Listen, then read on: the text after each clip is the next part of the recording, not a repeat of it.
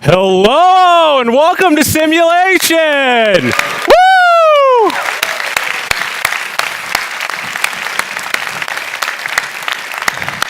Hello everyone. I'm your host, Alan Sakyan. I'll be your beacon of curiosity this evening. Simulation pairs together global leaders with humanity's most thought-provoking questions. And we hope to fill Levi's Stadium. We hope to scale these thought-provoking conversations up to the size of Levi's Stadium. Because if the National Football League can do it, so can the scientists. Am I right? Woo! Let's do it. All right, you guys know who your guest is. Let's give him a little bit of San Francisco Bay Area love. Come on! Yeah, baby! Woo! Yeah, baby! Yeah, baby! Jordan Peterson!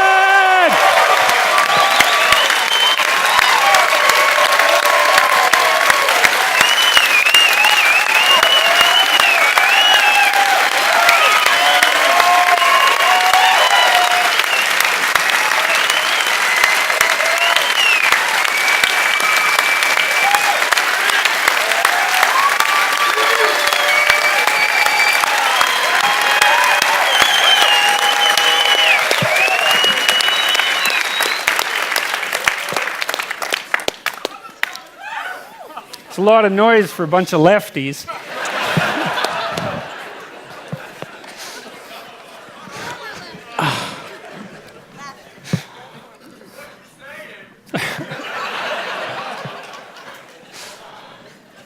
Well, thank you. That's, that's completely overwhelming. Thank you very much. Woo!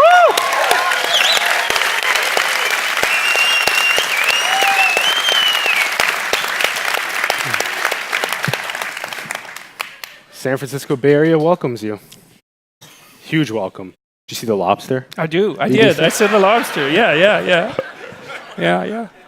Lobsters everywhere. I guess they just made a lobster emoji. That seems synchronous, right? Seems like a synchronous event. It's quite funny.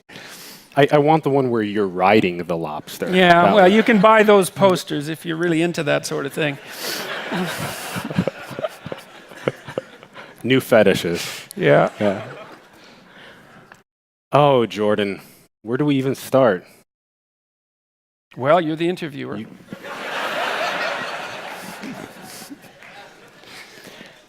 Amazing work over the last year. For me, someone that you remind me of is Tony Robbins. I think he's taller. Someone that knows how to inspire people to self-actualization.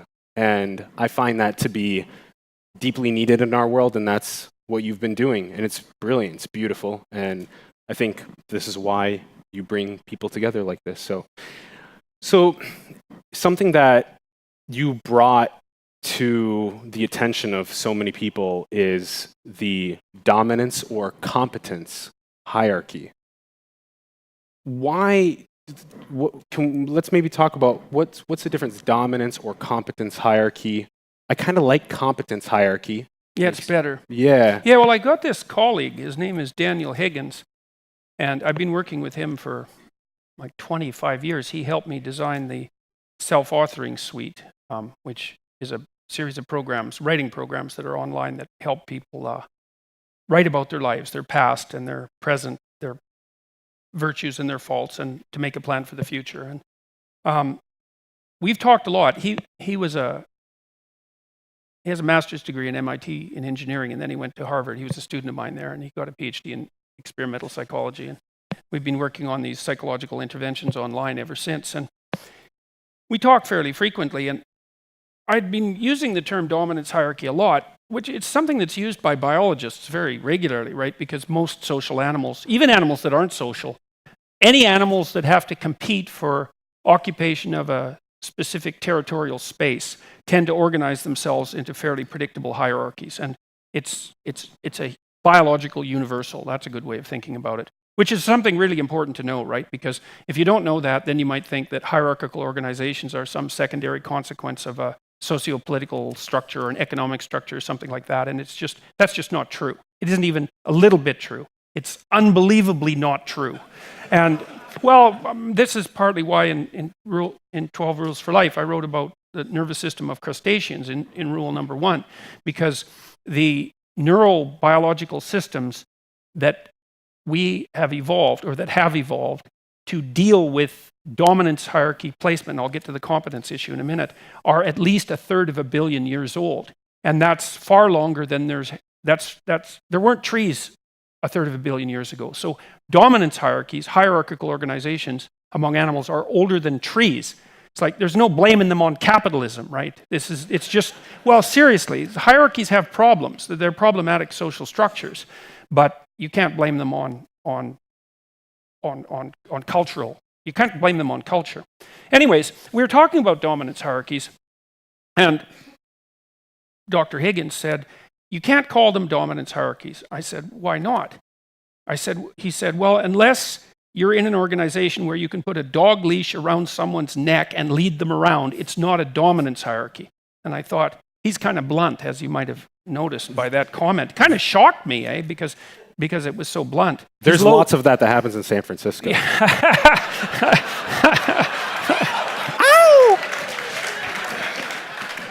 Yeah, well, the thing is, that's actually an apropos comment, because dominance is just as old as sexuality, perhaps not quite as old. It's not quite as old as sexuality, but it's old enough so that the two things get tangled together very, very inevitably.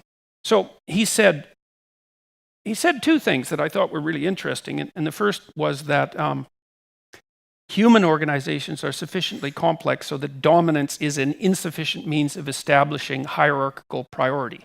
I thought, that's good, and I thought, that's right, I knew that. As soon as he said that, I thought, yeah, I shouldn't be using the term dominance hierarchy, because Frans de Waal, who's a Dutch primatologist, wrote a series of excellent books on the emergence of morality in chimpanzees. I would highly recommend them. They're very interesting books. One of the things de Waal noted was that in chimpanzee hierarchies, the brutal males can rise to the top, but they tend to have very short-lived empires and to meet very, very violent deaths. And so his conclusion was that in order even for a chimpanzee hierarchy to be stable across time, then the top chimp had to be quite pro-social.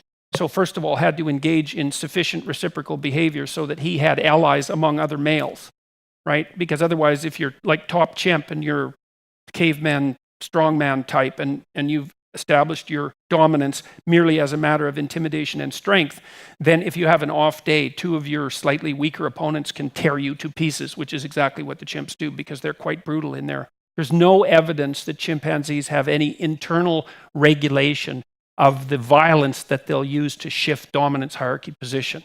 And so you end up castrated, for example, by your opponents, which is something that de Waal noted in the Arnhem Zoo. So he found that the stable chimp troops had males at the helm who had friendships, because chimps actually have social friendships, really, that can stretch across many years, decades even, and that they track them very well, very reciprocal in their behavior, tended to treat the females relatively well by chimp standards, and also tended to pay a fair amount of attention to the infants, which is an unbelievably important finding, right? Because it indicates at a level that's below the human, let's say, that there's an ethic associated with leadership that isn't a mere consequence of raw power.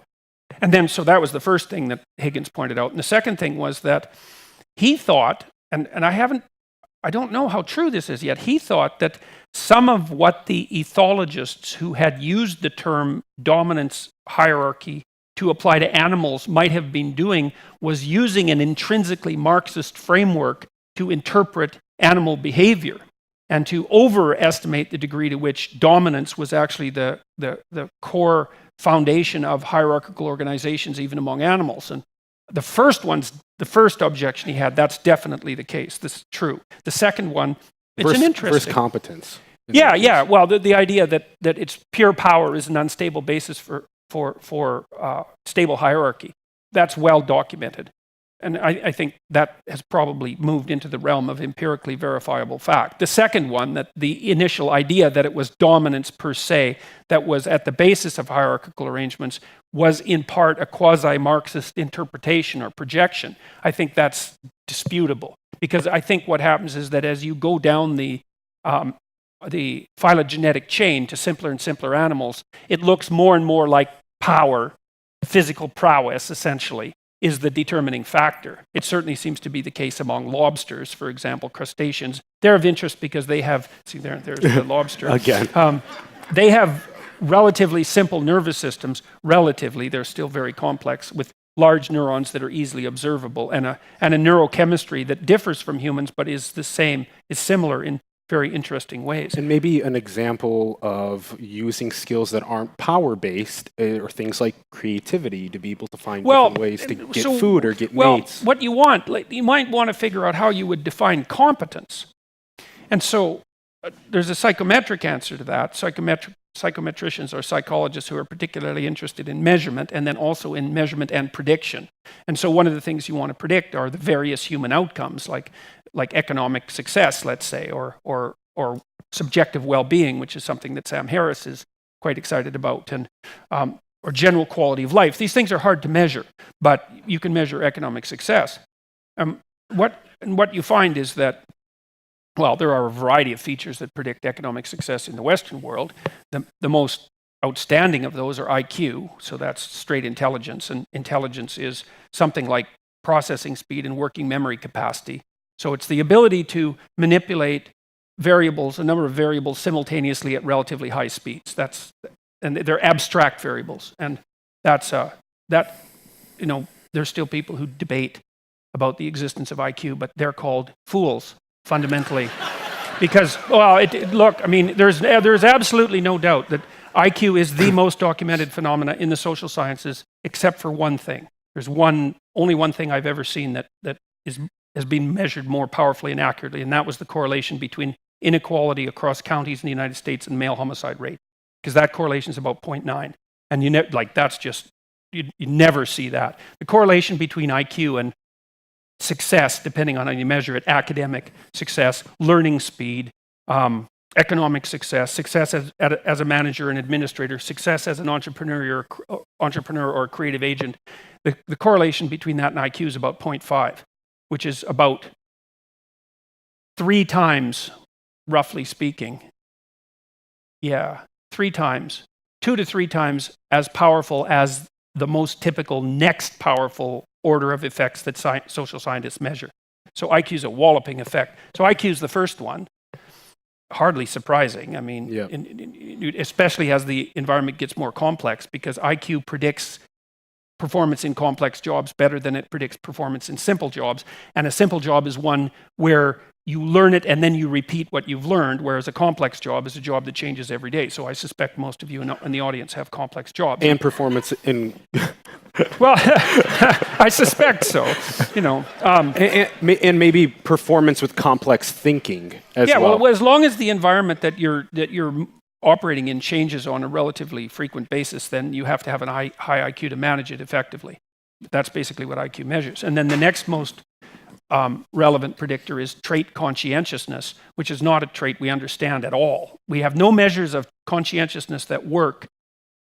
We've got a couple of weak ones, but no measures that really work better than self-report and other report. Could being meticulous be a good way to explain conscientiousness? Meticulousness is associated with orderliness, and orderliness is one of the aspects of conscientiousness. But conscientious people, the best way to sum up a conscientious person is that they're very good at keeping contracts with themselves and others. So what a conscientious person will do is, first of all, say that they'll do something.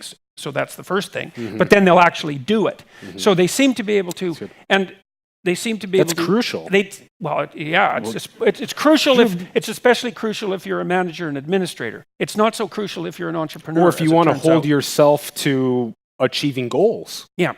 Yeah, well, they tend to be... If you want to work your way up the competence hierarchy, probably a good way to do that is to say, I'm going to do something and do it. Yes, well, that's the thing. That this isn't rocket science, let's say. Exactly. Rocket surgery, as one of the favorite characters of a show I like in Canada tends to say that. That's the Trailer Park Boys, rocket surgery, which I think is really funny. Anyways, I mean, look, for a lunch bucket, get social over here. science finding, it's pretty damn self-evident, right? Smart people who work hard do better. But what's also really cool about that, and it isn't viewed this way very often, is like, let's say that you were going to psychometrically validate the integrity of an economic system. So you'd say, well, you take the smart people and the hardworking people and see if they do better. And if the answer is no, then this system is rotten. Right? I mean, doesn't that make sense? Because you'd hope if a system is functioning, that faster, harder working people would be better at whatever it does. And it turns out that in our culture, in the Western culture, the correlation between conscientiousness plus IQ, you have to weight the two, and long-term life success is as high as 0.7. Which is walloping correlation, given how much chance also contributes to success, right? Because you can be working hard and very smart, and then you get cancer and die, and that's the end of that. Like, there are lots of random events in life that interfere with your movement forward. And so there's an ineradicable degree of chance that prediction is not going to overcome. Plus, we're not that good at measuring success, so there's error on the success end of the measurement as well. But IQ and conscientiousness go a long ways. Yeah. So, and that's competence, And Correct. then the other thing we might think about with regards to defining a competence hierarchy is, imagine that one of the things you want from the operators within a hierarchy is that they maintain the hierarchy and they expand it so that it can include other people. Right? And so competence, a good measure of competence would be the ability to work within the hierarchy while you're also maintaining it and expanding it. And so that means that you would want to set up an economic system where smart, hardworking people were doing things that made other people who weren't them rich too. And I think we're actually pretty good at that. If you look at the statistics, here's a good one. And this is why people shouldn't be as pessimistic as they are, likely. It's a good feeling to make other people well off and have their well-being be better. Lots of people. I mean, one of the things I've really been struck by with the people that I've known who are hyper-competent is that one of the things they really like to do is to find young people who need opportunities and open doors for them. I mean, it's a pleasure that's not well measured, but I know that, like, I've seen that among the professors that I've known that I really admired. Like, they really like to mentor graduate schools and graduate students and develop their careers, and entrepreneurs in Silicon Valley that I know the same thing. And good managers and administrators, they're not playing a zero-sum game. Like, they're not opening the doors to everyone, I wouldn't say, but they're definitely always looking around for competent people who are young to provide opportunities to. And it's a real unsung virtue of capitalism that sort of thing occurs. And it's not rare. So back to the IQ and conscientiousness connection is like with regards to the broad capitalist social and economic structure. I don't know if you guys know this, but the UN set as one of its millennial goals in the year 2000 to have the rates of poverty in the world by 50% within 15 years, right? And we hit that in 2012, 3 years ahead of schedule. It was the fastest decrease in human poverty that has ever occurred in the history of the planet by a massive margin. And it hasn't quit. Now, obesity is a bigger problem now than starvation. It's like, we should have party in the street for that, right? There's more fat people than there are starving people. It's a perverse sort of victory, but it's a big one. And about 300,000 people a day right now are being plugged into the electrical grid, and the fastest growing economies are in sub-Saharan Africa. It's like, there's some real reason to be thinking things are going great. And they're having Amazon and Alibaba compete to provide them with those goods that they need every single day. Yeah, well, they have cell phone technology that's really made a big difference and helped stabilize the currencies and help them identify where the proper market is for their goods. And they're being plugged into YouTube and watching Jordan Peterson videos now. Yes, well, what can I say? So Jordan. So competence hierarchies. It's better to think. Yeah. It's better to think of a well-functioning human hierarchy as one based on competence. The other thing my colleague said to me was that you don't want to overestimate how much power people have, let's say, in a corporate environment, because it's not obvious at all that the managers or the executives, for that matter, except in the rare cases where they're psychopathic, have fewer strictures. Well, sometimes you get psychopaths that rise to the top, right? I mean, otherwise there wouldn't be psychopaths. But it isn't obvious that people higher up in a competence hierarchy have fewer strictures on their moral behavior than people lower in the hierarchy, right? Because my sense is that responsibility increases as you move up the hierarchy, and your degrees of freedom with regards to moral latitude also tend to decline. Because if you're a manager of people, Definitely. maybe you have 30 people working for you and they each only have one manager. There's a lot of people that you're responsible to. And you can't mistreat your people with any degree of consistency, because the good ones leave, the bad ones torture you to death, and the whole thing collapses across time. And so the whole idea that what you have in a competence hierarchy is power is not a reasonable assumption as far as I can tell. That's a big deal, right? Absolutely. Like, we really got to get that right. Well, so it's a big deal. And the word competence is an empowering word. I've achieved the status that I have, whoever's speaking these words, by competence.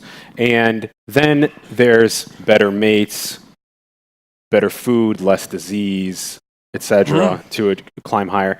Now, since you bring this up, I think this is an important point and that I really wanted to ask you about, which is that what percentage of the competence hierarchy is influenced by potentially an exertion of oppression?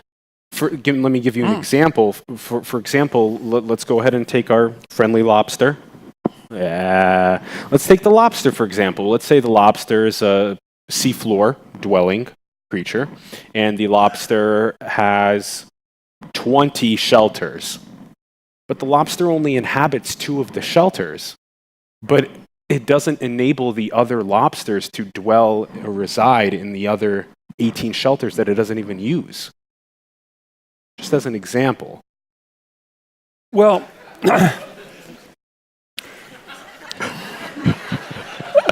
look, I mean, we could think about this. One of the things that I've found very interesting about looking at archetypal representations of experiential reality is that they're always balanced. And so the fundamental archetypal representation of the hierarchy is the wise king and the tyrant. And every hierarchy can be reasonably represented with narratives involving the wise king and the tyrant. So the wise king is the part of the hierarchy that sustains itself and expands and includes more people, right? So that's a functioning polity. And the tyrant is the fact that people operating within that hierarchy can play zero-sum games, can be willfully blind, can be malevolent, can play politics, can cease to be productive, can manipulate the system for their own devices, and all of that. And it's obviously the case that every human institution, especially as they scale, falls prey to the tyrannical part of the archetype. That's why big things fall apart. Yeah. And so when you say, well, to what degree does a hierarchy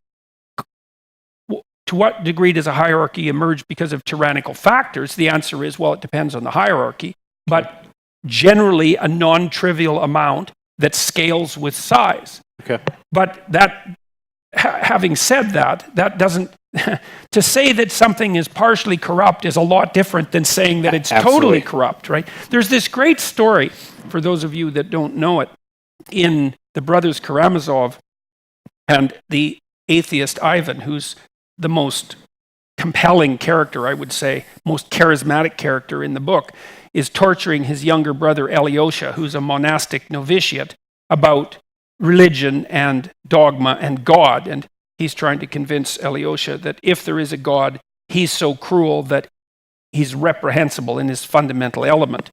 And anyways, he tells this story about the Catholic Church, and it's called the Grand Inquisitor. It's a very, very famous story. And in this story, Christ comes back to earth, to Seville in Spain, at the height of the Spanish Inquisition. And he reappears and he's doing miraculous things and, dividing up the loaves and feeding the poor and healing the sick and being miraculous and wonderful. And the Grand Inquisitor, who runs the Spanish Inquisition, promptly has him arrested and throws him in prison. And then he decides he's going to be executed, and he comes to visit him at night, and he says, look, you were here 1,500 years ago, and you were perfect, and you put a moral burden on human beings that was way too great for anyone to carry, and it's taken us 1,500 bloody years to cobble together something out of your insanely positive example that normal human beings could live with, and we finally got it a little bit under control and dampened it down, and here you are back again, like setting up an impossible example for people. We just can't have that. We're going to do you in tomorrow. And Christ listens and is not particularly upset by all appearances about what's happening. And then the inquisitor, who's an old man, gets up to leave. And when he leaves, Christ stands up and kisses him on the lips. And the inquisitor turns white with shock and then leaves. And when he leaves the door open. And that's the brilliant part of the story, and that's what made Dostoevsky such an amazing genius, I would say, is even though he could write a critique of the Catholic Church, let's say, the Christian Church, as powerful and as intelligent as the Grand Inquisitor, he also noticed that the dogmatic structure of the Church still left the door open for the divine individual. It's like you don't get a hierarchy without getting a tyranny along with it, but there's a hell of a difference between the 30 or so countries in the world where anyone with any sense would want to live, and the other 150 that are basically run by barbaric thugs. And it's important to keep the distinction between those two things in mind. It's like, we've got some things that we should put together and clean up, and people are discriminated against for unfair reasons, and that's to everyone's detriment, obviously. But it's a multivariate problem, and the positioning of someone in a hierarchy of competence is in part due to their, what would you say, to the historical context within which that hierarchy has emerged. But to say it's all a consequence of that is part of what I regard as the radical leftist war on the idea of competence itself. Because I actually think that's the fundamental narrative driving the real radical leftists, is that they hate the idea of competence itself. It's deeper than George Orwell's comment in Road to Wigan Pier, where he said, well, the problem with middle-class British socialists is that they don't like the poor, they just hate the rich. Which is like dead on, man, vicious diagnosis. It's worse than that, is that the radical leftists don't like the oppressed, they just hate the competent. I really believe that. I think it's unbelievably pathological and dangerous. It is. So the more nuanced conversations like these, rather than binary yes or no, sort of reductionist conversations around complex topics like a competence hierarchy that surface to fruition in the media sphere, I think over time we will get to a point where more and more people have deeply complex and nuanced conversation about this. Jordan, how about the genetic fitness landscape? Is it fair to say that there are a bunch of different competence hierarchies across this plane of fitness, competent Well, there fitness? are. Well, like one of the bubbles could be who's ranked highest in the government, or one of them is who's ranked highest in space, or who's ranked highest in genetic engineering, or whatever field in whatever business. Well, that's why ideas like multiple intelligence are so attractive, even though the idea of multiple intelligence is wrong. It's clearly wrong. Intelligence, the factor analysis have been done, and we've known this since like 1920. It's not disputable. So here's how you make an IQ test. It's really easy, and everyone should know this because you need to know how these things work. So imagine that you took a universal library of questions, any sort of question that required abstraction to solve. Could be a general knowledge question, it could be a vocabulary question, it could be a mathematical question. It doesn't matter. It could be a question about anything as long as it requires abstraction to solve. So you have a universal library of those questions. Then imagine you took 100 questions at random from that universal library and you gave them to 500 people, and then you just totaled their scores, right, wrong, totaled their scores. Then you rank ordered the scores from highest performer to lowest performer. That's IQ. That's all there is to it. That's it. And then what you'd find is if you took another 100 questions from the same library, randomly selected, and gave them to the same 500 people, then you'd have two rank orders, right, from the top to the bottom. The correlation between the two rank orders would be about 0.9. Unbelievably high. It's unbelievably stable. Yeah. And now if you correct that for age, you get IQ. That's all there is to it. That's it. And so wow. Now, so Because there's no cognition- multiple intelligences, and that's a single factor. If you do a factor analysis, which is a statistical technique that tells you how many different attributes that rank ordering possesses, you get one factor. So it's one, that's that, not multiple. Now, there are multiple talents and there are multiple temperaments, and that's where the Big Five model comes in. So people differ in extroversion, and extroverts are more likely to be good at sales jobs. People differ in negative emotionality, despite what the California Labor Board ruled yesterday. People differ in sensitivity to negative emotion. Women are more sensitive on average to negative emotion than men. And the effect size of that is something like if you took a random woman and a random man out of the population and you had to lay a bet on who had higher levels of anxiety and emotional pain, and you bet that it was the woman, you'd be right 60% of the time. So it's an interesting stat because men and women are more the same in in sensitivity to negative emotion than different, but there's a offset at the mean. And what that also means is that if you took the top 100 people, top 1 in 100 people who are the most sensitive to negative emotion, they'd almost all be women. Now, you see the inverse of that in some sense with regards to criminality. So males are more aggressive than females, and it's about the same difference. If you take a random woman and a random man out of the population, you had to bet on who was the most aggressive. If you bet it was the man, you'd be right 60% of the time, which isn't that much of the time, right? It's deviation from 50-50, but it's not 90-10, it's just 60-40. But if you take the 1 in 100 persons who's most aggressive, and that's the person you throw in prison, by the way, they're all men. 9 out of 10 of them are men. And so one of the things, and this goes to the complexity argument that you were talking about earlier, that it's hard for people to have a multivariate discussion because we like to collapse things into single causes. But it's also hard for people to understand the statistical reality of distributions because you can have two distributions that almost entirely overlap and have walloping differences at the tails. Yep. And the tails are where all the action is. Like, who cares how aggressive you are? As long as you don't shoot or stab someone, you get to be aggressive. But if you're so aggressive that you shoot or stab someone, then you end up in prison, and you're the person that we're concerned with. And maybe that's 1% of the population. It's like, yeah, well, they're all men. And you see, this happens in less dramatic form, too, when you look at phenomena like career selection. So there's just a data set released the other day, and this is the first time I'd seen this, showing quite clearly that this is a remarkable finding, and it builds on some earlier research, which the California Labor Board also decided was pseudoscience, which is absolutely 100% not pseudoscience. That is so wrong. No serious scientists debate the data that I'm describing. That nobody has debated it since like 1990. So it's very well settled science. If you look at career choices between men and women, what you find is that they're driven in large part by temperamental differences. So that would be in the Big Five: extroversion, neuroticism, agreeableness, conscientiousness, and openness, and also by interest.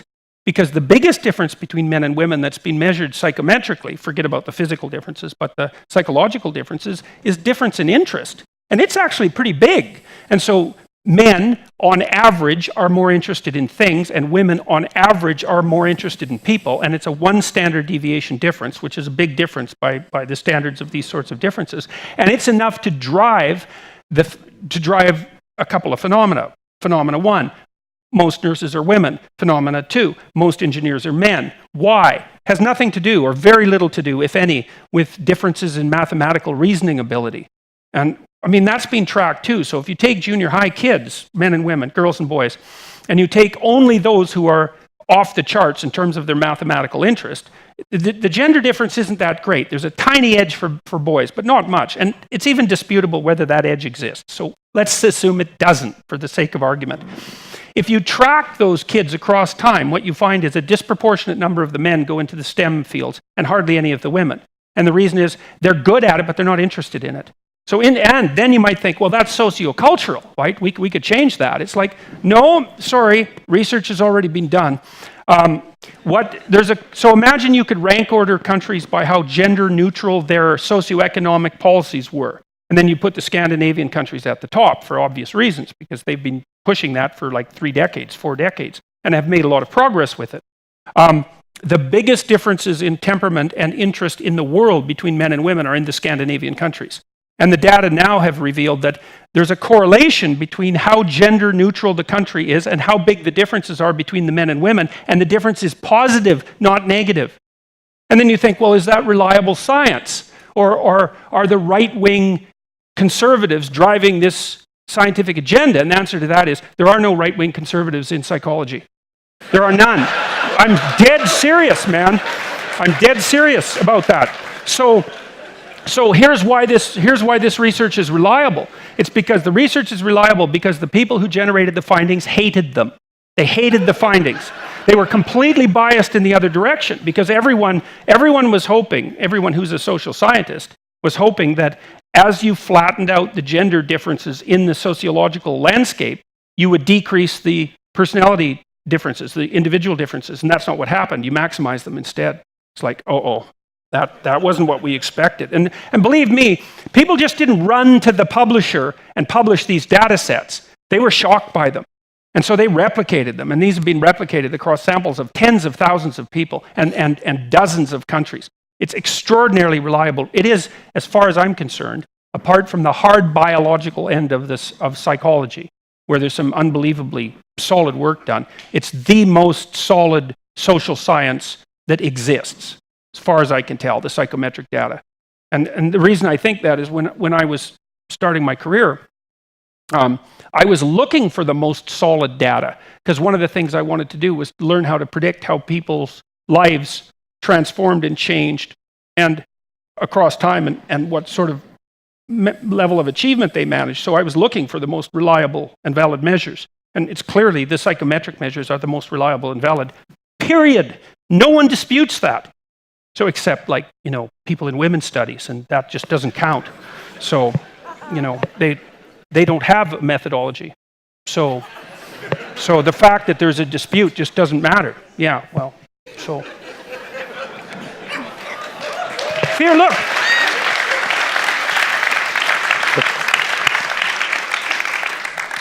They have hypotheses, right? And that's fine. There's nothing wrong with generating hypotheses. Don't get me wrong. There's nothing wrong with theory. But when you start to confuse theory with fact, let's say, then there's real trouble. And, your theory has to be constructed, at least in part, so that you can make a prediction of some sort, so that you can measure what your theory says that you can measure, and so that you can predict something with it, and then to see whether or not your theory holds up. Otherwise, it's just a hypothesis, and that's fine, but you don't get to impose it on everyone else because you get to state by fiat that your hypothesis is correct. It's reprehensible to do that, and that's being done an awful lot. So I always found it interesting to think about why there weren't any groups of men that were trying to increase the amount of men that were in nursing or dental hygienists. Or education. Or in education, social work. I always found that interesting. They're lower paid, the disciplines. And then I recently started thinking about this in terms of sports with the NFL and NBA, and I was like, there are just less Asian people and Latino people and white people. There's more black people that are just better athletes. And are we going to decrease the standards for people of different that are Asian or Latino to get more of them into professional sports? One of the things is funny that the discussion about gender differences in occupational position, let's say, is unbelievably narrow.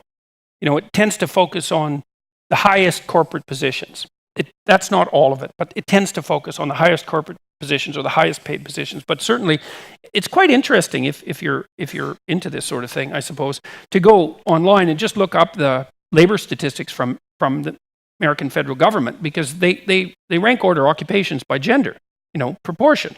And bricklayers that's the occupation that's the most gender skewed. There's no female bricklayers, but no one cares about that, and it's kind of interesting. Well, no, but it is interesting because it's not like bricklayers don't make a good living. Skilled tradespeople make a damn good living, but heavy machinery operators, very few women there too. So, but the percentage of work-related deaths, 93%. Well, that's a problem. Yeah, I mean, there's a bunch That's of high. reasons why men make more money on average than women do. And one of them is that they're more willing to work outside. That's one. They're more willing to move. That's another.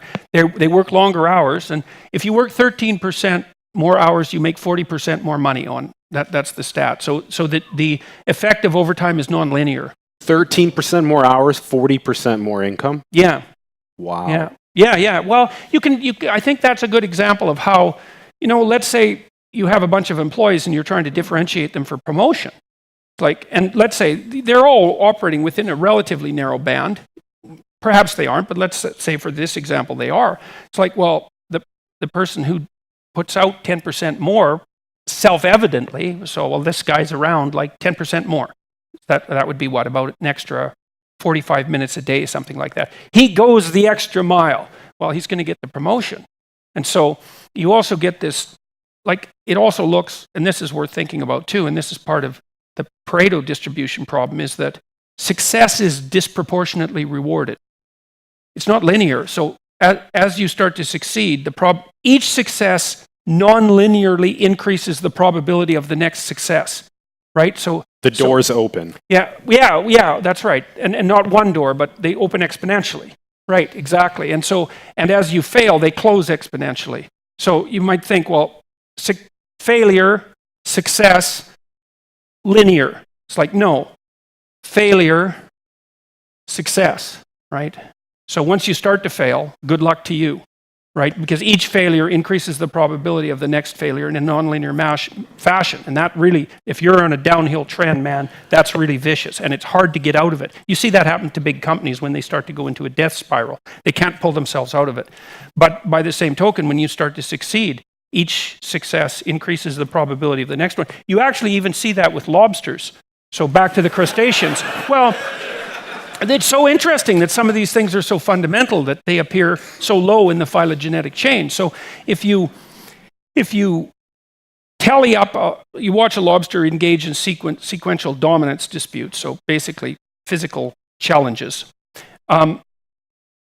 His probability, if he loses a battle, the probability that he'll lose the next battle is higher than you would expect if you just derived a linear function that was a consequence of the tally of his previous victories and losses. So because he's lost, he's more likely to lose harder the next time. But if he wins, he's statistically more likely to win. So, and that also drives, well, that's a fundamental issue too. That drives the disproportionate distribution of productive goods and material resources, which is a very big problem. It's another thing we need to have an intelligent discussion about in our society. Definitely, we're going to get there in this conversation as well. So just before we wrap up the point about Big Five and gender, I have a thought about this, and it involves a company that is very close to us here in the Bay Area, Google. And the question about Google is, could it potentially be in the interest of a company to want to bring diverse people from around the world in to increase the creativity of their output? Depends on how you define diverse, but I would say you guys have already done that in Silicon Valley. It's like, well, how many people in Silicon Valley are from the Indian Institute of Technology? It's like, God, they're everywhere. And no wonder. Well, so that's cognitive. That's cognitive ability. Like, look, well, somebody a huge part of it is someone that's birthed in a different part of the world, that has a different upbringing, that could potentially bring something unique, a unique perspective. Yeah, there's no evidence for that whatsoever. There's no evidence for that. That is not how you get. That's not the right definition of diversity. But could it also be potentially that we are not measuring and focusing on that in order to find that data? No.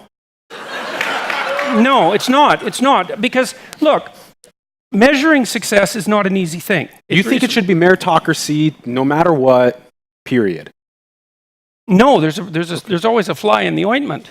Fly in the ointment. Well, there is. So the other thing, there's a good book that I would recommend reading called The Great Leveler by Walter Scheidel. It's a new book, relatively new book. And he details out the ineradicability of inequality.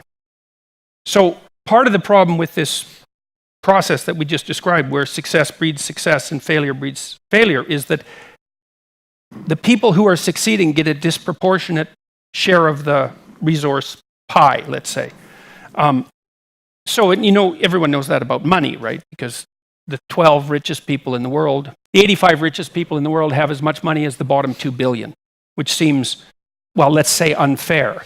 Now, it's certainly unequal. Now, whether it's unfair is slightly Jordan, different. the statistic is the eight richest have equal to the bottom 3.5 billion. Yeah, well, it's probably 50%. worse than it was when I looked at this about 3 years ago. So, but it doesn't matter because you get the point. But it's crazy. But the thing is that this is not something that only applies to money. It applies to everything that's creatively produced. So the same rule applies to number of records sold by recording artists. The same rule applies to number of books sold by novelists. The same rule applies to number of goals scored by NHL hockey players. The same rule applies to the population of cities and the mass of stars and the size of trees in the jungle. It's like the inequality problem is way more troublesome, again, than mere capitalism. It's a terrible problem. And Scheidel's work, which is really, really interesting, he's traced back inequality 10, 15,000 years. You can do it, for example, let's say you find a Neolithic burial site and there's 200 people in it. So these people would be buried with their possessions. And obviously some of them decay, but some of them don't. And like some of them are buried with gold. Well, hardly any of them. And the tiny proportion of people who are buried with gold are buried with a lot of gold. So you can even derive a Gini coefficient estimate, which is an estimate of inequality from burial sites. And it looks like as soon as you get a surplus, you get inequality. And that's a rough thing, because you might think, well, even in hunter-gatherer societies where there's no surplus, there's still inequality, because there's inequality of friendship, there's inequality of health, and there's inequality of sexual access. And those things are not trivial. But when you're thinking about it purely economically, you start to get inequality as soon as you get a surplus. You think, oh, that's interesting. So there's a natural rule, which is surplus generates inequality.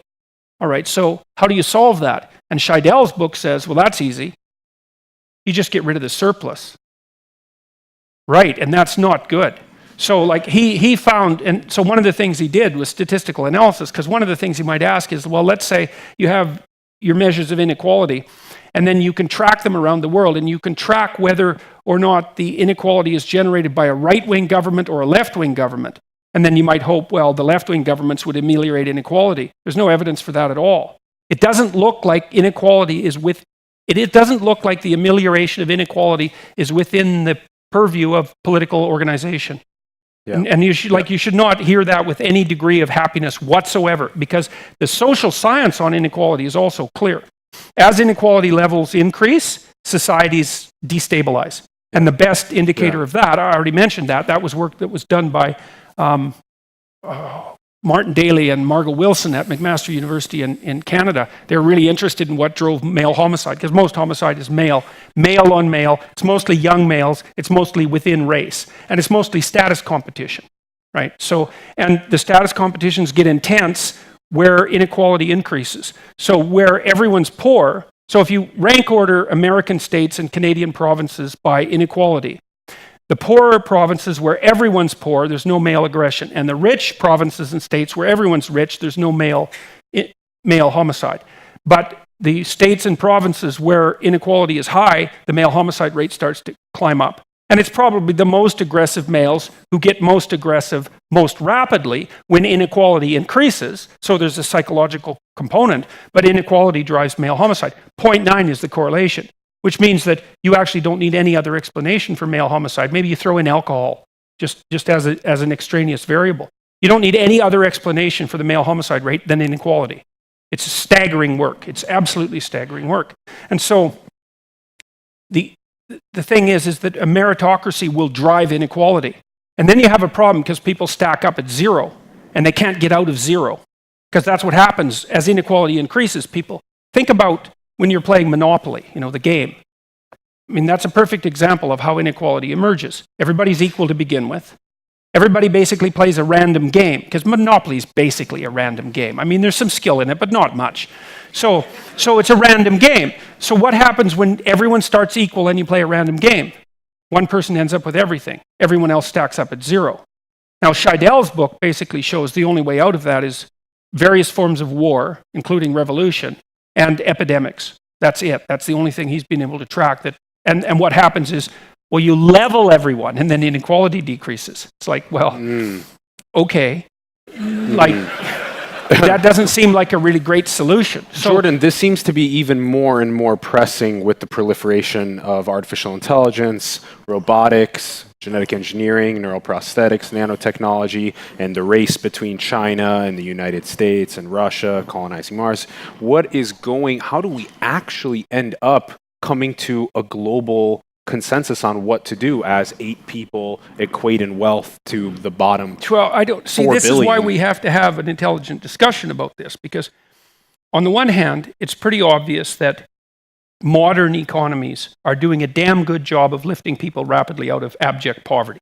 Okay, but at the same time, the inequality of economic inequality, by some measures at least, is increasing, and that does have this destabilizing effect. And so then the question is, what do you do about it?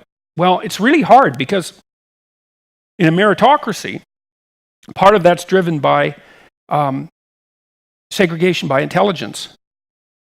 And then that's likely exaggerated by the provision of computational power, because a really smart person with a computer is way smarter than a really smart person without a computer, and is way smarter than a person who isn't so smart, either with or without a computer. Right, so the computational technology looks like it's a multiplier, like I'm sure many of you already know. Because there's a huge difference between someone who can really use a computer and someone who's barely computer literate. And way more people are barely computer literate than you know. So here's a good stat. This is, I've really familiarized myself with the IQ literature, and it's a dismal, horrible literature. But you really need to know it, because it's a solid literature, unfortunately. And one of the most terrifying statistics I ever came across was one detailing out the rationale of the United States Armed Forces for not allowing you can't induct anyone into the armed forces in the US if they have an IQ of less than 83. Okay, so let's just take that apart for a minute, because it's a horrifying thing. So the US Armed Forces has been in the forefront of intelligence research since World War I, because they were on board early with the idea that, especially during wartime when you're ramping up quickly, that you need to sort people effectively and essentially without prejudice, so that you can build up the officer corps so you don't lose the damn war. Okay, so there's real motivation to get it right, because it's a life and death issue. So they used IQ. They did a lot of the early psychometric work on IQ. Okay, so that's the first thing. They're motivated to find an accurate predictor, so they settled on IQ. The second thing was, the United States Armed Forces is also really motivated to get people into the armed forces, peacetime or wartime. Wartime, well, for obvious reasons. Peacetime, because, well, first of all, you got to keep the armed forces going. And second, you can use the armed forces during peacetime as a way of taking people out of the underclass and moving them up into the working class or the middle class, right? You can use it as a training mechanism. And so and left and right can agree on that. It's a reasonable way of promoting social mobility. So again, the armed forces, even in peacetime, is very motivated to get as many people in as they possibly can. And it's difficult as well. It's not that easy to recruit people, so you don't want to throw people out if you don't have to. So what's the upshot of all that? Well, after 100 years, essentially, of careful statistical analysis, the armed forces concluded that if you had an IQ of 83 or less, there wasn't anything you could possibly be trained to do in the military at any level of the organization that wasn't positively counterproductive. Okay, you think, well, so what? 83, okay. Yeah, 1 in 10. 1 in 10. That's 1 in 10 people. And what that really means, that as far as I can tell, is if you imagine that the military is approximately as complex as the broader society, yes, which I think is a reasonable proposition, then there's no place in our cognitively complex society for 1 in 10 people. So what are we going to do about that? The answer is no one knows. You say, well, shovel money down the hierarchy. It's like, the problem isn't lack of money. I mean, sometimes that's the problem, but the problem is rarely absolute poverty. It's rarely that. It is sometimes, but rarely. It's not that easy to move money down the hierarchy. So, first of all, it's not that easy to manage money.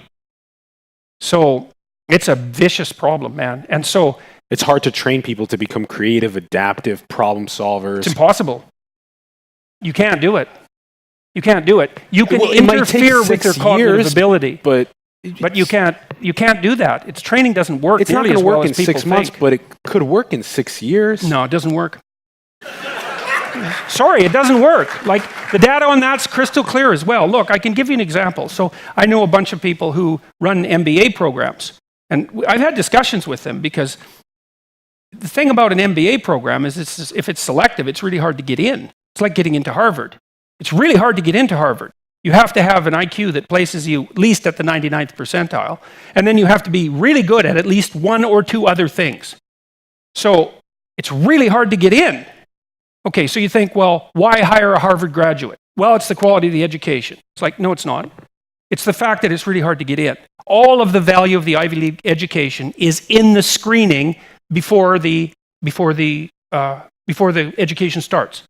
Now, that doesn't mean that people go to Harvard and they get educated, but they'd get just as educated if they went somewhere else. First of all, it's like every university contains more information than any student can ever possibly process. If you're super smart, you can be dropped into a state college somewhere, a low-level state college. You spend 4 years in the library. You know, like, what are you going to do, read the whole library? No. Right, so and the data on this is quite clear. It's like, and it's the same with private schools. The reason that people who go to private schools do better than people who go to public schools is because, generally speaking, the people who go into private schools are smarter. It's not the education that's any better. And so we radically overestimate the degree to which training works. So now you can train people to be stupid, but training them to be smarter than they are is really, really, really hard. So, like I said, it's a dismal literature. And the liberals think everyone's roughly equal and there's a job for everyone, you just have to train them. It's like, no, wrong. And the conservatives think, well, there's a job for everyone if they just get off their ass and work. It's like, no, that's wrong too. Even though if you work, that's better. And, well, so that's on the conservative end, but the liberals won't take into account individual differences. Well, obviously, that's part of what the whole politically correct discussion is about. It's like, everyone's the same. It's like, yeah, they're not. You know, and I find it's really annoying, I would say. Like, I love to come to Silicon Valley. I've been here many, many times, and like, it's really something to come here and meet. There's so many people here who are off the scales intelligent, and they're all, clustered together, which is why this place is so unbelievably rich and so unbelievably productive, one of the reasons. But it's also very annoying that it's so left-leaning, because one of the things that the left-leaning Silicon Valley geniuses should understand is that they're the beneficiary of a genetic lottery. Mm-hmm. And they should take that seriously. It's like, yeah, you worked hard. Yes, you're entrepreneurial. Yes, you're on point. You put in your 60 hours a week. You do everything you could. But you have an IQ of 150. And like, that's not your doing, right? That's something that happened to you. And so you can't be saying, well, it's all me. It's like, no, It's not. It's all you and the genius that you were granted as an infant. That's it. That's what's driving it. Now, that doesn't mean I think that people of disproportionate intelligence shouldn't be rewarded disproportionately. It's possible that they should, because it might be in the best interest of everyone else to dump as much money as possible to the top 2% of the cognitive strata, because they're going to be most generative with it. And even if it's not fair, because you might say, well, just because you won the genetic lottery, does that mean that you should have more money than anyone else? It's like, well, not on the grounds of fairness, but if you have to distribute money, well, who are you going to distribute it to? And I think, was it Ted, who ran CNN? Ted Turner. Mm-hmm. He estimated that if you tried as hard as you could in your entire life, there was no way that you could spend more than $400 million. And so let's say you have more money than that at your disposal. Well, hopefully you're going to do some halfway intelligent things with it, and hopefully you'd expect that the more intelligent people would do more than halfway intelligent things with it. So if you have to have unequal distribution, then a meritocracy is probably the best way to do it. But it still leaves you with this terrible problem, which is, what do you do with all the people who stack up at zero? And the answer isn't have contempt for them because they don't work as hard as you. It's like, yeah, a bunch of them don't. Because conscientiousness also predicts success. So among the poor, there are people who don't work, but you never want to underestimate the contribution of cognitive ability. So it's rough, man, and we don't take it seriously, and we don't know what to do about it. And Yeah. it's clear that as inequality increases, societies destabilize. That's clear. So it's something that has to be dealt with, but we don't know how to deal with it. We don't know how to efficiently move resources to the bottom end of the competence hierarchy so that things don't destabilize. So, and I've worked with people, lots of people who are at the bottom end of the hierarchy in my clinical practice. And, like cocaine addicts, for example, low IQ cocaine addicts. Not all cocaine addicts have low IQ, by the way, but, it's just it's a triple whammy, let's say, because if you're a cocaine addict, you're probably also an alcoholic. And so if you're a cocaine addict and you're an alcoholic and you're sort of on the low end of the cognitive distribution, it's like you have a pretty damn rough life. There's a lot of things going wrong for you. And you're really lucky if you're flat broke. Because as soon as you get money, you are so done, you cannot believe it. So like when your unemployment check comes in and you're a cocaine addict alcoholic who isn't employed, the probability that 3 days later you're going to end up face down in a ditch is really, really high. So don't be thinking like it's not so simple that you can just dump money down the competence hierarchy to the people who are in the underclass and expect that that's going to have a salutary effect. I don't think there's any evidence for that whatsoever. Like money is not an easy resource to use productively. So Is a class-based speciation something to be concerned about? elaborate on that a little bit. What do you mean exactly? Well, by class-based speciation, meaning there's already a tremendous amount of wealth that is accumulated within such a small percentage of people. And whether it be through a bifurcation, a split of a couple billion people off of the human species, or it could be a trifurcation. We don't know how many splits there may be, whether that... I don't know if it's something to worry about or something to hope for. I mean, this timescales are so large that it's probably not relevant to individuals. Potentially something to hope for in the evolutionary trajectory of the human species. Well, you kind of hope that people get smarter, might get smarter across time. I guess we would hope that might be a good thing. I mean, it's not self-evident. So if it is a lottery, if it was a roll of the dice to be born where we are, don't we also feel that it could have been a roll of the dice to be born in a place less fortunate, therefore... Sure, we do feel that. I think that's why that, And if- even and if you're- successful people often feel guilty because of inequality. It's And no wonder. your ultimate calling in terms of with the religion and with finding self-actualization and meaning within you is to, like you say, eradicate suffering is something that gives so much meaning to life. Well, sometimes people in less fortunate circumstances experience lots of suffering with lack of food or water or shelter or basic physiological needs. And so then, therefore, doesn't it feel like within this potential class-based speciation with wealth that there should be some sort of assistance? Of course it does. Okay, and now the Well, and that's also conversation the is how do we basis. do that? Well, so there's a couple of things there. I mean, to the degree, like, I've been a vocal opponent of the radical left, and I can't detest them enough. Really, my fundamental position. But that doesn't mean that I don't think that a functioning polity requires a left and a right wing. Absolutely. And the reason it requires a left wing is because inequality is real and it has to be addressed. It has to be addressed for all the reasons that you described. But that, having said that, there are ways to go about addressing it that are clearly counterproductive. And those were tried to great destructive power in the 20th century, and I don't really think we need to do that again. A corollary to that is we don't know what the productive means are. Now, I've been thinking a lot about that, and I'm thinking, well, how do you solve the problem of inequality? And it has to be something like the moral burden on those who are successful has to be increased. It's something like that. And I think you see that. I mean, I think I wrote this to you, that what's the significance of purchasing a third yacht rather than maybe hiring 50 people to solve a problem in the world? It's hard. These things aren't so simple. Like, let's say that you decide to go out to a restaurant and your meal is $500, and you might think, well, that's reprehensible. And, well, perhaps you don't think that's reprehensible. But the thing is, it's not a bad way of dispersing extra money. So it's not that obvious what rich people should do with their money that's beneficial.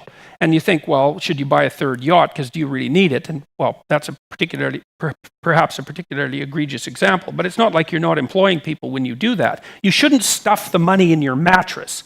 We could say that, right? Because that's just pure hoarding. But most people who have money aren't like Scrooge McDuck. They don't have a money bin that they swim in, right? Their money, well, that's the kind of clueless picture of wealth. I mean, most people who have money, their money is out there doing things. It's not like it's in their bedroom, it's in gold coin form.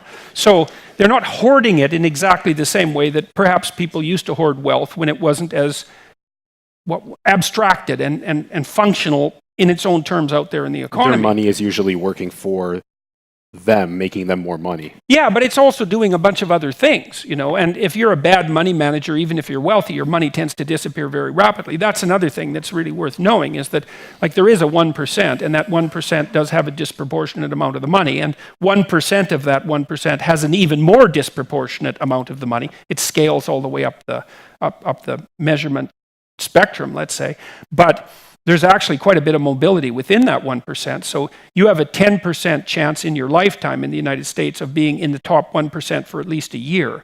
Now, that's not like 100% chance, but it's 1 in 10. It's not dismal, So partly what you hope for is that there's some genuine upward mobility. But then I think the other thing that you hope for is that people who are disproportionately successful take it upon themselves to do everything they possibly can to do whatever they can that's the best possible thing to do with their money. And I'm kind of an admirer of Bill Gates for a variety of reasons, but he's doing a really good job of putting the boots to the world's 5 worst transmissible diseases, and that's going quite nicely. They're making some real, polio's just about defunct. Yep.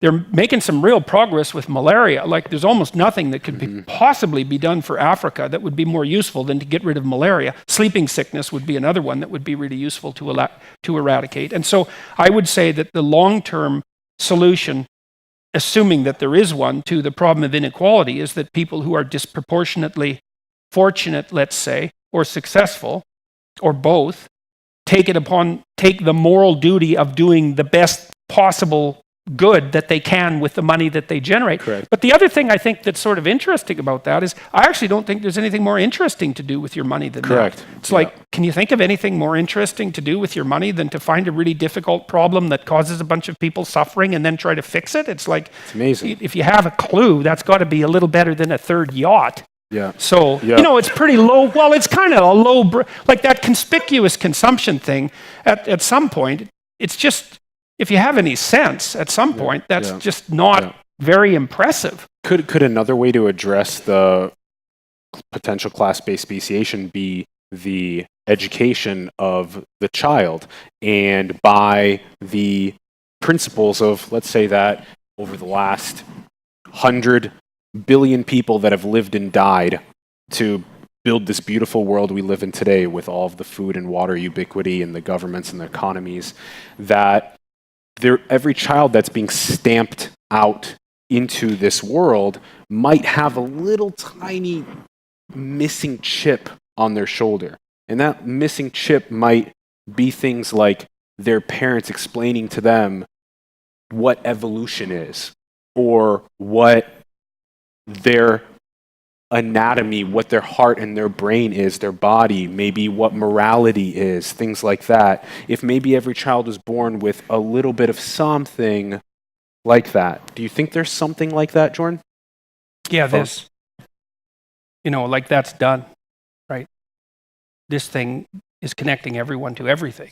And so the probability that people are going to get whatever education they want in the next 30 years is overwhelmingly high.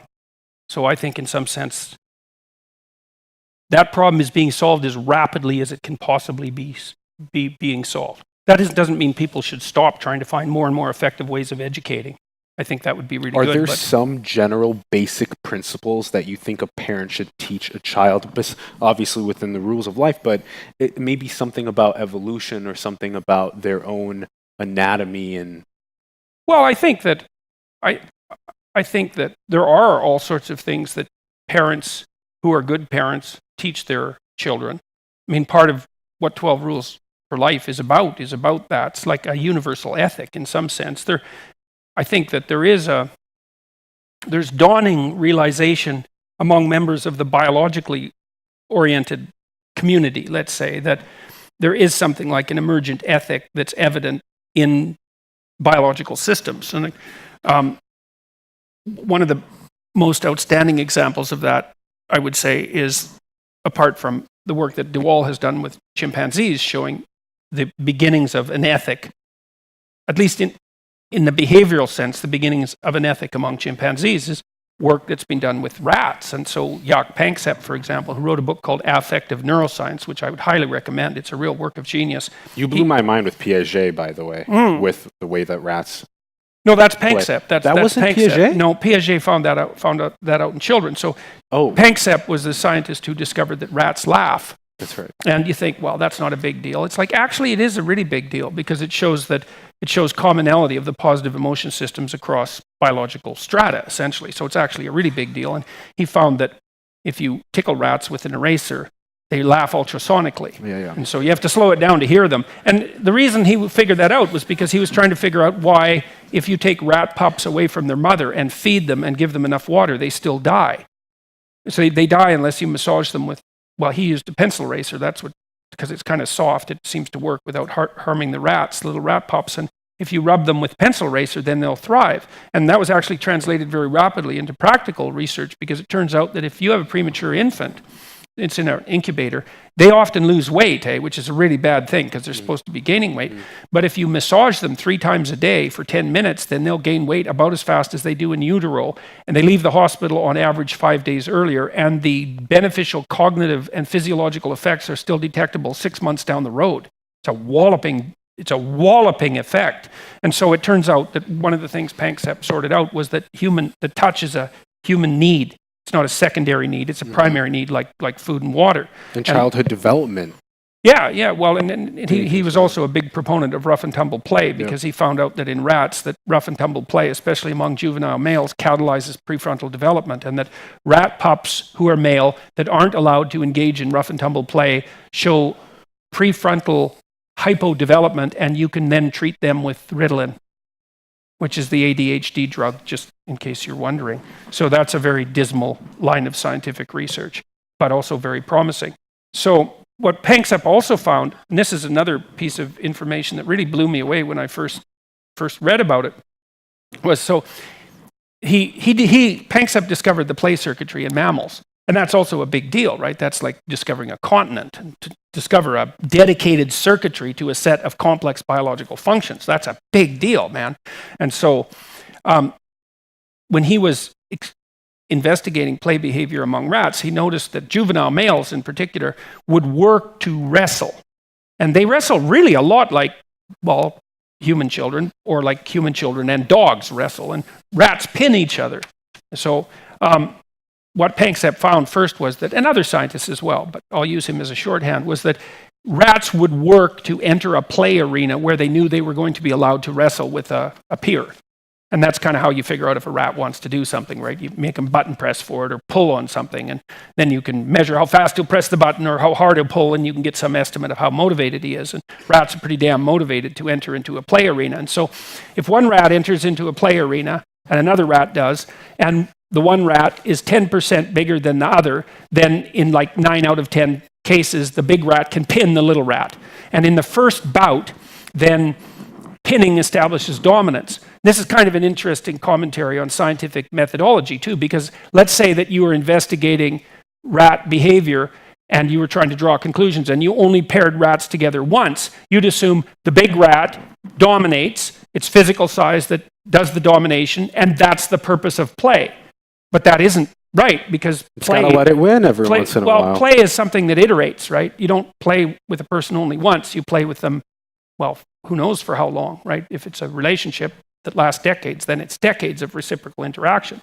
So Panksepp and his colleagues and the other scientists who were working on this paired the rats repeatedly. So these are iterated games. And the rules of an iterated game aren't the same as the rules of a one-off game. And that might actually be the basis for a universal ethic, is that there are rules for iterated games.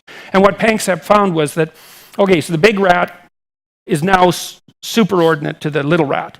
Now, when you repair them, the little rat has to ask the big rat to play. That's the rule. So the big rat gets to sit there like he's cool, and the little rat has to hop up like a dog that's asking you to play and sort of bounce around. You all know what that looks like.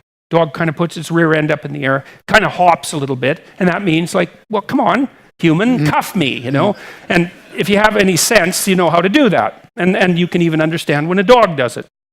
And the dog, if he's socialized, can understand when you're doing it, right? Because a well-socialized dog is, you kind of go like this, and then he does the same thing, and you whack him on the side of the head a little bit, and he growls and puts his, your hand in his mouth, but he doesn't bite it, but he sounds like he's going to. The dog knows what the hell's going on, unless it's raised by a behavioral psychologist, which is... Anyways, the worst behaved dog I ever saw was a dog that was raised by a behavioral psychologist. So anyway, sorry about that. So you pair these rats together, and what you find is that, so the little rat has to ask the big rat to play, and the big rat will break his cool and then wrestle.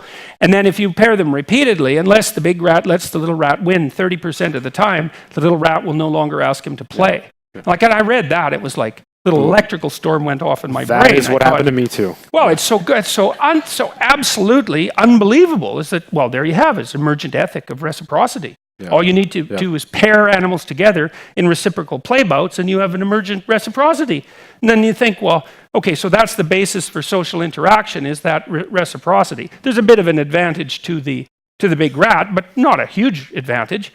Say, well, that's the beginning of an ethic. And you say, well, human beings, that ethic emerged at the biological level, and then human beings watched it develop and told stories about it. That's where the stories came from. And then out of the stories, we coded an explicit ethic. And that's where the philosophy of ethics came from. But it emerged from the bottom up. Something Nietzsche predicted like 150 years ago. He said, well, we'll find that there was an emergent ethic that emerged biologically and then was later mapped.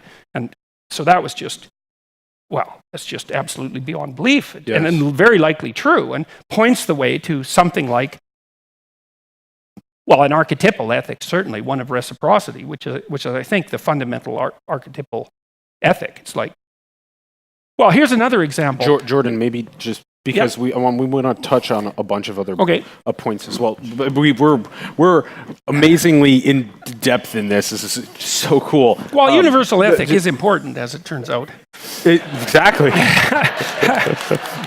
Let me tell just a brief story. Okay.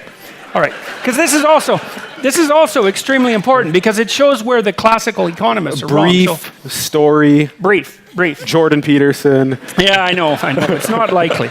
So let's play a trading game. Okay, so you two can play this trading game. So here's the deal. It's very simple. I'm going to give you $100. I'm not, actually, but I'm going to give you $100, and you can offer some of it to your partner in the game. But the rule is, if she says no, you don't get anything, and neither does she. And you only get to make one offer. So, okay, here's your $100. How much are you going to offer her? 40. Okay, would you take 40? Okay, now that's interesting. Wow. Okay, very good. That's perfect. Okay, so first of all, the classic economist would say you should offer her $1. Why? Well, because she might as well take $1 because she gets $1. Yeah, and you want to maximize your own return, so you get $99. It's like, what happens when you do that? What happens is that is never what people do. They usually offer approximately 50%. Yeah. And if they don't, then the other person refuses. Yeah. Now, then you might think, well, let's say you matched a rich person and a poor person, and you said, okay, give the rich person 100, and they offer the poor person $1.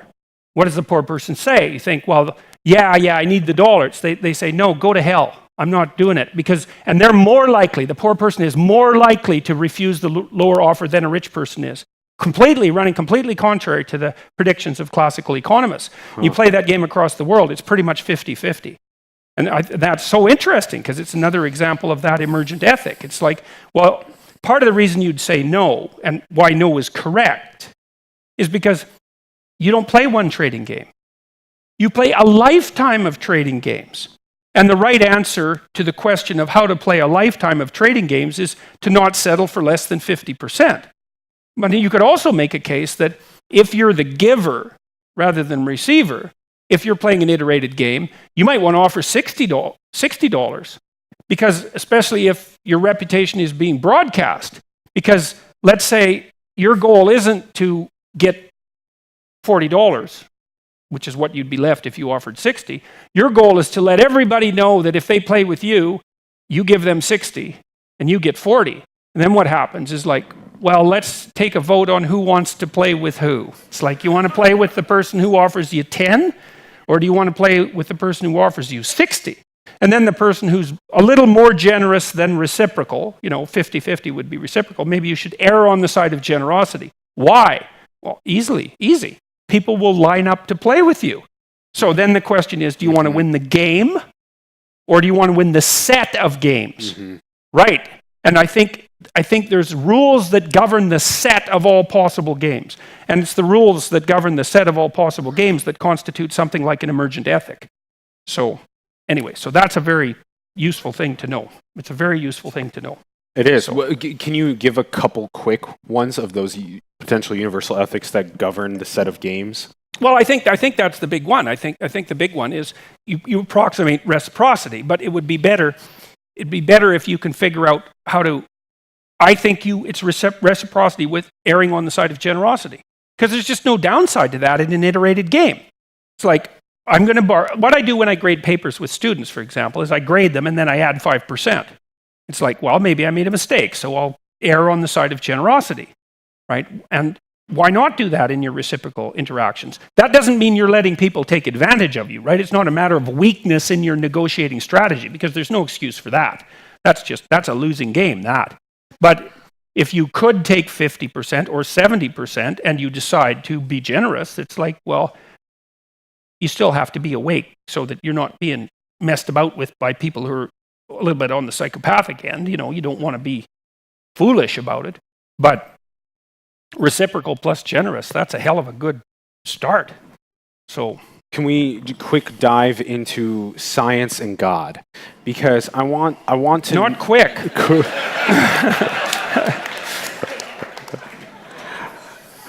Let's try. So let's try. Can science sufficiently consistently self-actualize humans?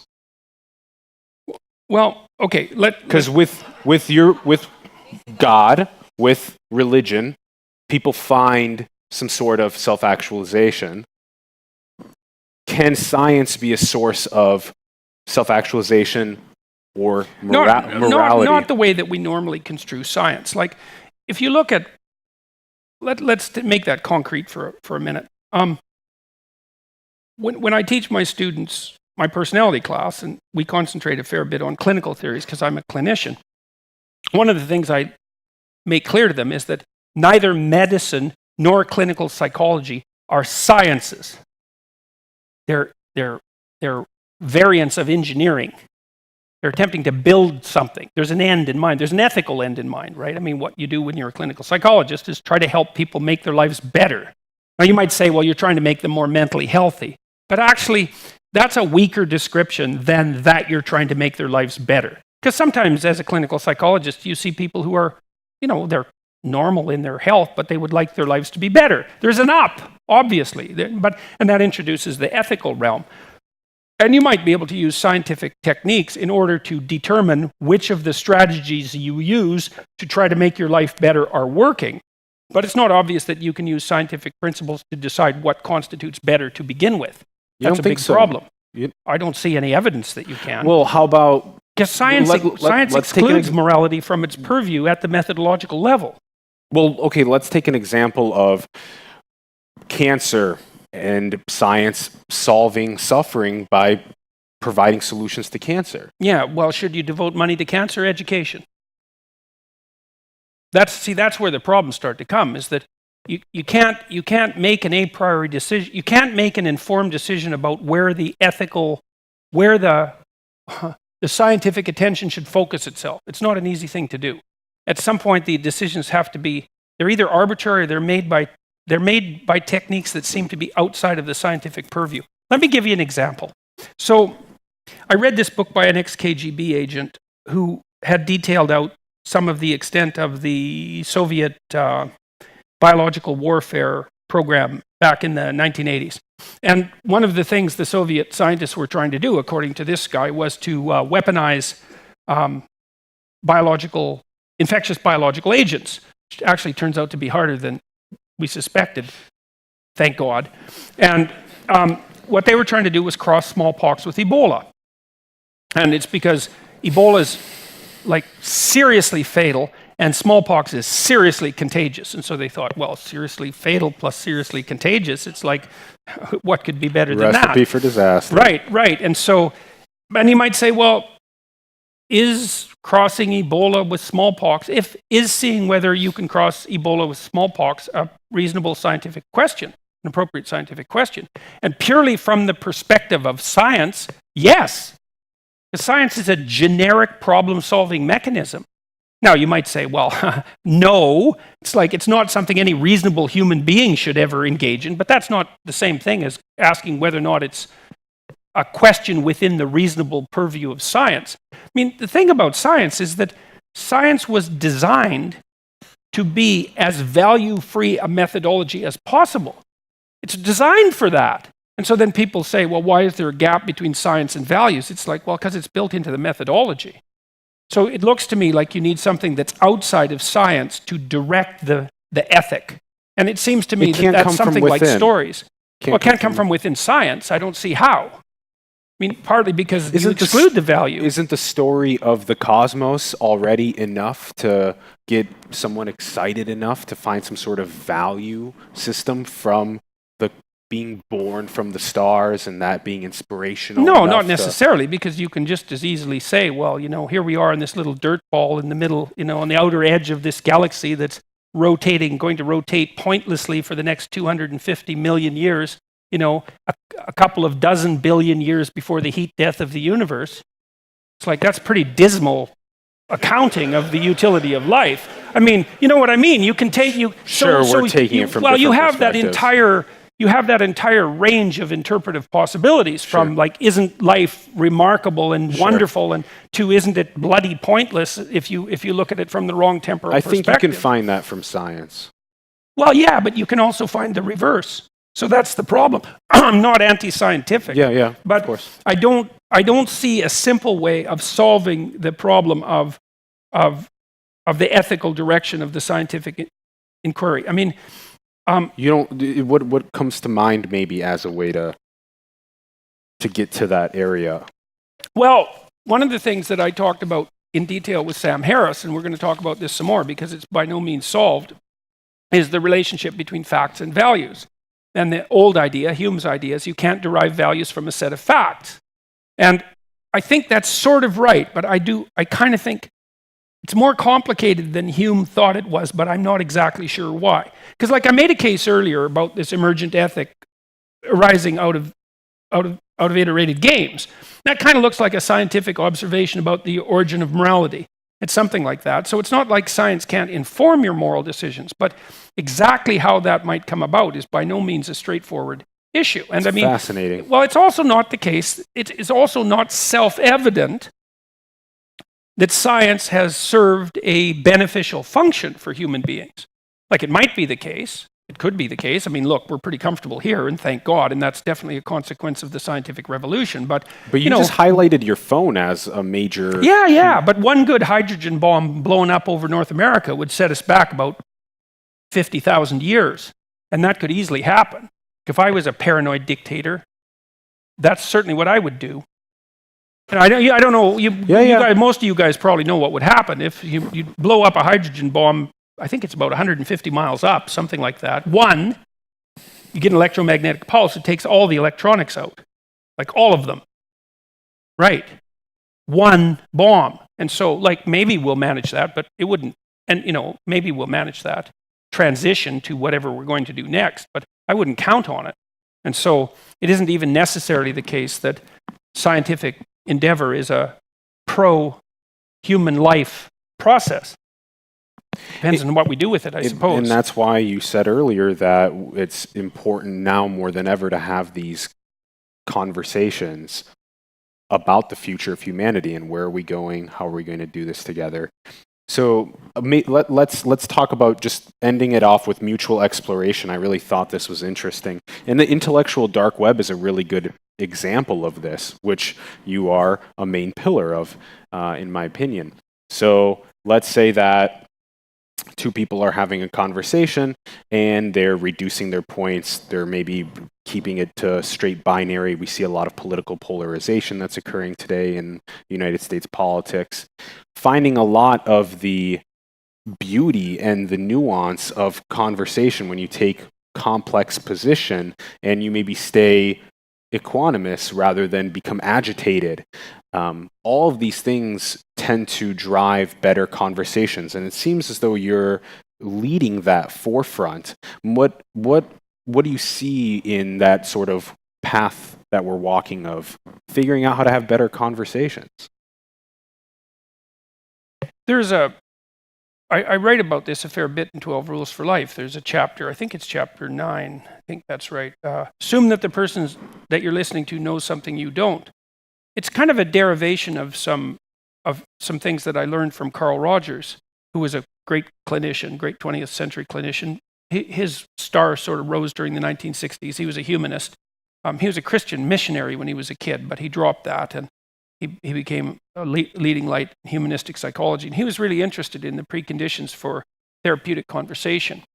And he thought that, well, if you were going to engage in the process of therapy with a client, that the client had to bring to the session before he or she arrived the willingness to make things better. That would be the first thing. Yeah. Right? So that, and I've done therapy that was court mandated. It's like, I wouldn't recommend that. That just doesn't work very well. Because you can't force someone to be better. They have to kind of come already thinking that there's a bunch of things they don't know and that their life could be better than it already is. And that's a good position to take when you're engaging in a conversation with someone. It's like, look, if you already know enough, more power to you, man. But if you're suffering more than you think is necessary, which is like highly probable, or more than you think is desirable, which basically means if you're suffering more than you think is desirable, that means that you're way more ignorant than you need to be. Right? That's what it means, because maybe you have an illness, you don't know how to cure it. Yeah. Maybe you're having a fight with someone, you don't know how to get out of it. Maybe you're failing at work and you don't know what to do about it. It's like you're ignorant, and no wonder, because people are ignorant. And so you might think, well, unless everything is just the way you want it to be, then you have something to learn. And then you think, well, maybe the person you're talking to, no matter how uncomfortable you are with their opinions and how bent out of shape you think they are, maybe even how bent out of shape they actually are, there's always the possibility that if you actually engaged in a conversation, you asked them questions and you tried to figure out what they thought, that you'd come away with one crumb of knowledge more than you had when you went into the conversation. And like conversations like that are a lot more interesting. I've found in my I've probably done 20,000 hours of clinical work, something like that. And so that's 20,000 hours of really, really, really, really serious conversations. And they're almost always interesting beyond belief. And like I've had clients that, I told you already, that sort of spanned the entire spectrum, from people who were so impaired cognitively and behaviorally that, well, they were utterly unemployable by any reasonable standards, to people who were unbelievably high functioning. And I found working with all of them, if I'm in the zone properly, it's ridiculously fascinating. Yeah. Because people are ridiculously interesting. And so, and everyone has their own characteristic experience that's actually unique. And so if you have a real conversation with someone and they tell you what's unique about their experience, the probability that you can learn something from that is, it's certain that you can. My low IQ clients, God, they taught me so much. It's just, they taught me how difficult things were first, because to see someone struggle with a task that the typical person can do without even thinking sheds light on exactly how amazing it is that normal people can do that, and how hard it is when you're impaired to the point where those sorts of normal behaviors become impossible. It's so enlightening. It teaches you a lot about the world. And so I think part of the reason that YouTube is killing television is partly because it's technologically advantageous. I mean, make no mistake about it, there's nothing that TV can do that YouTube can't do. And there's a whole bunch of things that YouTube can do that TV can't. So it's obvious which one's going to win. But what's also interesting about it is that there seems to be a massive and relatively untapped market for actual conversation. And it's because conversation is between people of goodwill who are trying to tell the truth, who are trying to aim at making things better, is unbelievably valuable. I mean, at least in principle, that's what we're all doing here, right? I mean, even though, you guys aren't talking, that doesn't mean this isn't a conversation. It's, first of all, we're trying to pay attention to you at least enough to see if everyone is engaged in the conversation. If you're not engaged in it, then it would be completely pointless, right? And you involved them in your experiment. That was amazing. Well, one of the things I learned in my clinical practice is that if the conversation wasn't interesting, then I was doing it wrong. That's right. It's just, and that's a really cool thing too. I think that also speaks to this idea of a universal ethic. I've really become interested. I talked about this with Ian McGilchrist recently. I just released that video today, though it was up a week ago on a different site. I've really become interested in the idea that the sense of engagement, of meaningful engagement, is the deepest of cognitive instincts. I actually think you can make a very strong neurobiological case for that. And that if you're engaged in something, what it means is that you're safe and secure, on the one hand, sufficiently safe and secure. You're in your domain of competence, which is a good place to be. It's like explored territory. So you're within the walls where you're safe, but you're also peering over the fence at the same time, right? So if you're engaged, what it means is that you're in your domain of competence, but you're operating within that domain of competence so that you're expanding your competence at the same time. And so you feel that as meaningfully engaging, and it is. And so, and I do also think that sense of meaningful engagement is the right antidote to the suffering that's part and parcel of our limited existence. It's like you need an antidote to the fact that life is suffering. And the experience of meaningful engagement, I think, is that antidote. And I also think that the experience of meaningful engagement is a marker that you're where you should be, doing what you should be at the right time. I think it's the deepest of cognitive instincts. And so that's really cool, man, if that was true. I think it's actually true. So it'd be really something if that was true, man. So, but I think it is.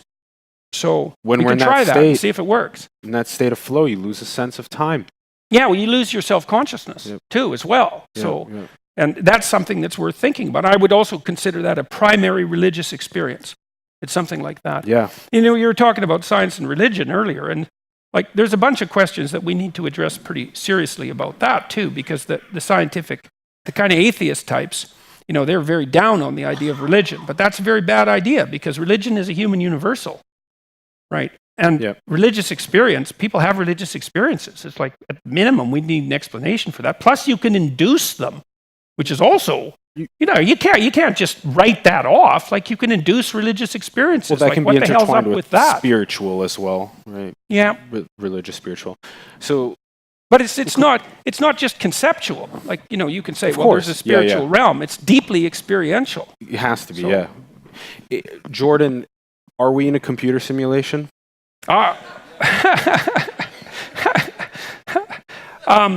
If we are, it's within a computer that we don't understand. Questions like that are strange because... Welcome to simulation. Well, it's like asking whether you can reduce consciousness to its material substrate. And the answer to that is yes, but by the time we reduce consciousness to its material substrate, our understanding of what that material substrate will have transformed so dramatically that it won't look very much like the material substrate that we presume now. And so if we're in a simulation, then it's within the confines of a mechanism that we can't easily assimilate to our own computational devices. So and then, of course, the other problem with a question like that is, well, we've already defined this as reality, and so is reality a simulation? Well, no, by definition, it's not. You might say, well, a simulation can get so real that you can't distinguish it from reality, but you start to... Almost all questions of the form, is A B, devolve down to, It depends on how you define A and B. Because the problem with questions like that is it decontextualizes the terms, right? It's like, well, what do you mean by reality? What do you mean by simulation? Well, if you mean the same thing by both of them, then they're the same thing. If you mean different things by both of them, then they're different things. And so, well, but I'm serious. Yeah, I'm serious about that. You know, most of the time you can't pull single terms out of a conversational stream and assume that the term has a bounded definition that's self-evident using only that term. Because when we converse, it's like, well, you utter a stream of words. It's like, well, what do the words mean? Well, it depends on where they are in the phrase. It depends on where they are in the sentence. It depends on where the sentence is located in the paragraph. It depends on the context within which the paragraph is uttered. And you triangulate all of that simultaneously to extract out the meaning of the word. And then if you take a word out like it's a thing and another word out like it's a thing, and you say, are these two things the same? You're acting as if those words can be decontextualized and they have absolute meaning in their decontextualized state, and they don't. So usually those questions, I would say, in some sense, are philosophically untenable. So well, that's the answer to that That's question. the answer to that.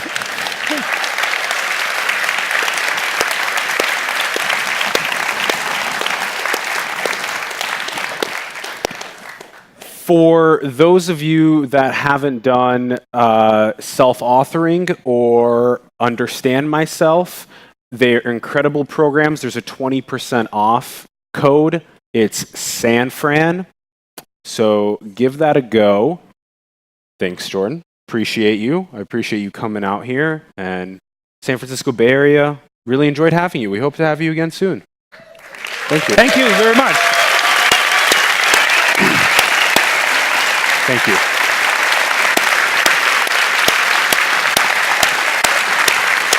Jordan. Thank you, everyone. That was very much fun. Yep. Let's get him.